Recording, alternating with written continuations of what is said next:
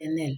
Il sait la fin d'une chose avant son commencement. Genèse 15, verset 13, il donne l'avertissement à Abraham que sache que tes descendants seront étrangers dans un pays qui ne sera point à eux et ils seront dans la servitude et l'oppression pendant 400 ans. Selon moi, la chose n'a pas été prise en considération. Je vais dans Genèse 25, 21 à 34 où Isaac implore l'Éternel pour sa femme Rebecca stérile, elle devient enceinte et Dieu lui dit, il y a 2 nations dans ton ventre, mais le plus grand sera assujetti au plus petit. Mais ce n'est pas Dieu qui a dit à Ésaü de vendre son droit d'aînesse contre un plat de nourriture de Genèse 27.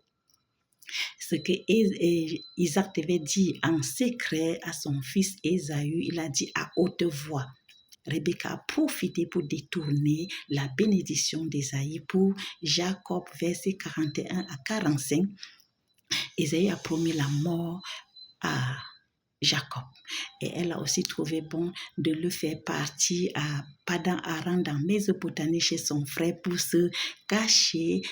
Isaac aussi a confirmé dans Genèse 28, 1 à 2 que Laban prend une seule fille parmi ses filles pour en faire ta femme.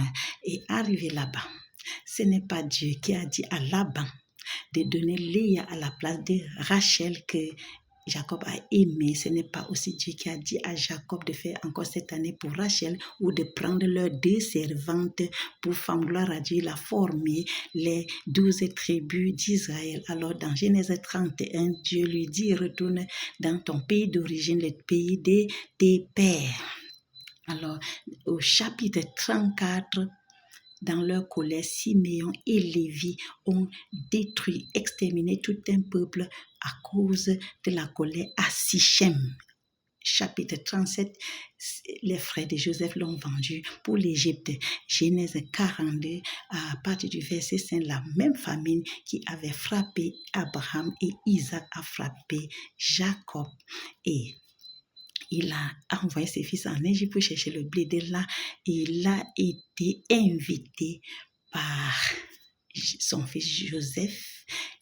Il l'a invité pas pour une visite quelconque, mais pour séjourner. Il laisse le pays où coule le lait et le miel pour aller en Égypte. Voilà le début du calvaire, comme on peut dire dans Exode chapitre 1, la servitude et l'oppression. Dieu n'est pas responsable des mauvais choix et des mauvaises décisions. Alléluia.